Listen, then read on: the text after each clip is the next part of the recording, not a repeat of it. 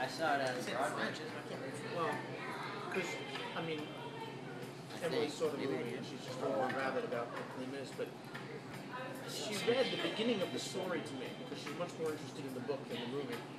And the book opens up with the bishop who lives in this huge fancy house that the church provides for him next to the hospital. The hospital has 2 rooms, and he lives in this mansion, and he goes next door and he's asking the people who are running, tell me about what goes on here. He says, oh, there's not even any air to breathe, and in 2 rooms we have 20 beds, and he says, yeah, I noticed that. And when we have an emergency, when the flu comes through or something, people are lined up against each other and they die from disease from each other. He says, yeah, I kind of figured that. And so he says, I think we should switch. And he takes the hospital, and he gives the hospital people his mansion.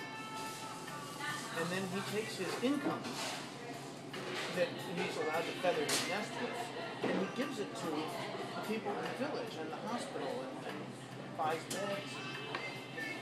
And funny, sweet guy. What is going on?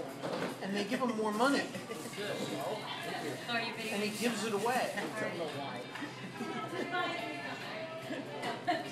But what was really nice is Emily said, I've been reading this book for years, but all of a sudden I have a reference point. I'm reading this. And she said, that's what you and Marianne are like. I couldn't help but think of you guys as I was reading this for the 100th time. And I was just thinking, well, that's the way we ought to be.